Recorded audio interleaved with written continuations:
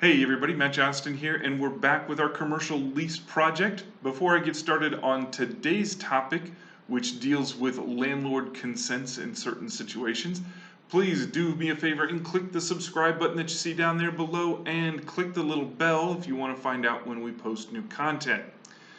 So today's subject is one that I've seen in some leases, but not in all leases. And this is a special type of landlord consent in a very specific situation. So I'm going to read this from a lease that I reviewed for a client.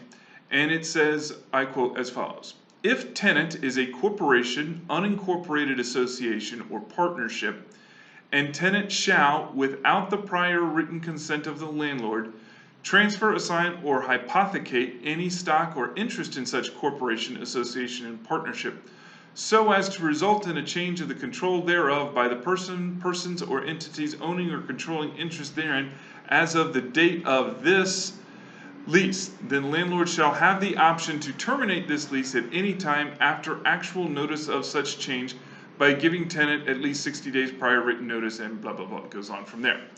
All right, so that's a lot of words, and a lot of people are going, what the hell is he talking about?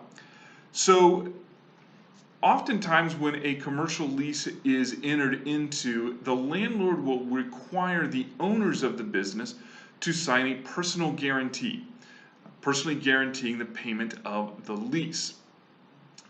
Now, the concern that tenants create when they do this is obviously, what if I'm no longer in the building? Am I still part of this personal guarantee? Yes, because the landlord wants to make sure that they're going to get paid.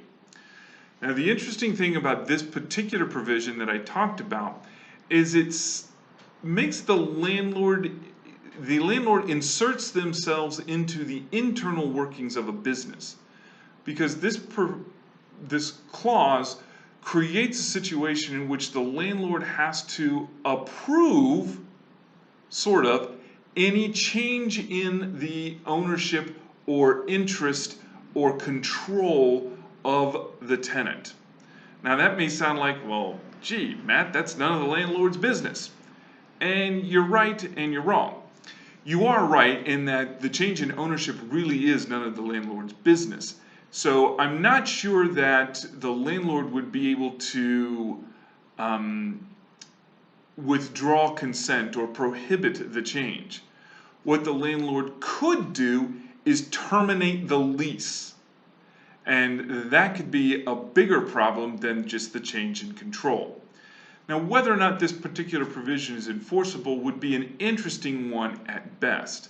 It would be an interesting academic exercise, and if we had to take it to a court, it'd be an expensive academic exercise. But what the landlord is wanting in this situation is basically notice that there is going to be a change in the ownership or control of the tenant. And then it gives the landlord the right to terminate the notice after they receive notice of this change. I'm not quite sure that the landlord would be able to do that absent this kind of provision. And I would certainly push back on something like this. The landlord can require, hey, if you change ownership, if there's a change in control, you got to give me notice. And oh, by the way, I will probably require the new owners to sign a personal guarantee. That is a clause that I would be okay with.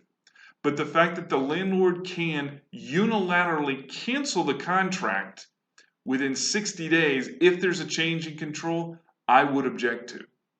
So sometimes you may see these kinds of corporate tenant, corporate control, change in control terms and conditions within a lease, and there should be a lot of pushback.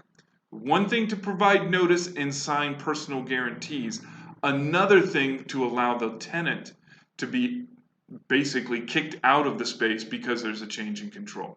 There may be legitimate business reasons why there's a change in control. And you don't want a landlord to be able to terminate a lease because they don't like that change in control. It is, to a certain extent, none of their business.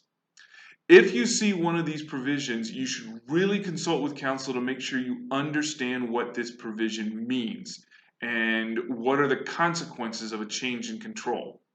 Again, a change in control can happen.